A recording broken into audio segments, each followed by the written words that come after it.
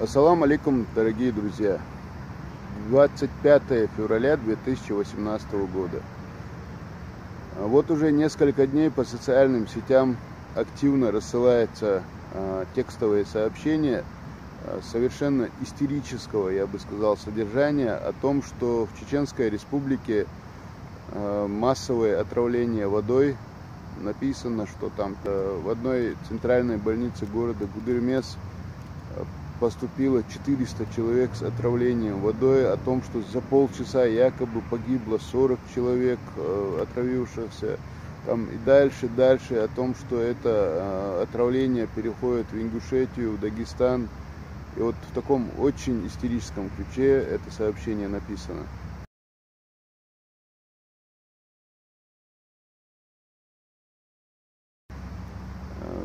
Я лично поначалу не стал на него реагировать, потому что был уверен, что люди у нас помнят уже это сообщение. Оно на моей памяти впервые появлялось именно в том же виде в 2015 году.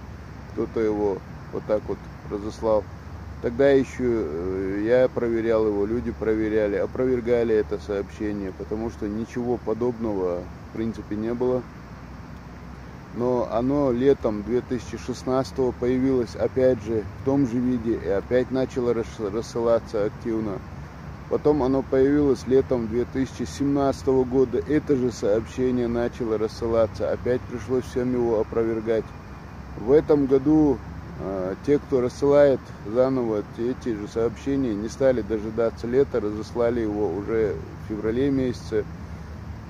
В принципе, давно уже пора бы нашим людям, которые пользуются социальными сетями, особенно в WhatsApp, хотя бы запоминать сообщения, которые они вот так активно подключаясь рассылают всем знакомым и незнакомым людям, потому что эти сообщения призваны, я не знаю для чего они призваны, но те люди, которые берут и рассылают эти сообщения, приносят вред как обществу вообще, так и себе лично, потому что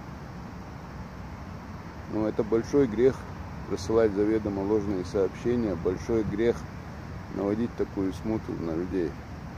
Сообщения абсолютно неправдивые, абсолютно лживые. Вот сейчас даже Министерство здравоохранения Чеченской Республики на своем аккаунте в Инстаграм выставило официальное опровержение этого сообщения в очередной раз.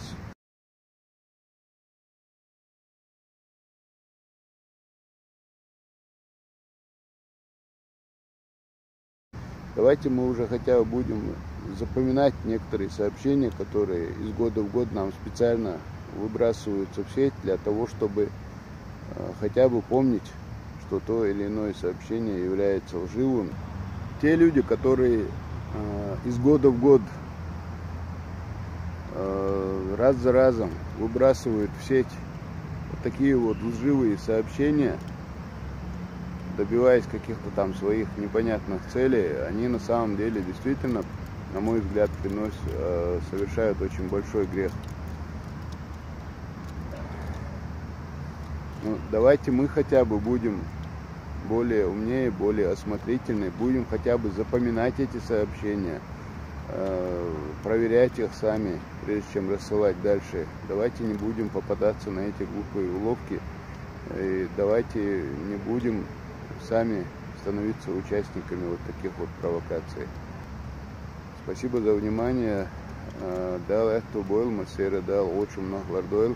Асар язина сообщение ласка мата, версия мата язина, он дальше и лил шел текстовые сообщения, версия матайер, так подсяга юч Дагестан, Ингушетия, сундела и бадоти хаэтел, и штундок. Вала цасон, цанхуман дасквер, ферюкосна, докумаду церхуса модолом цасон.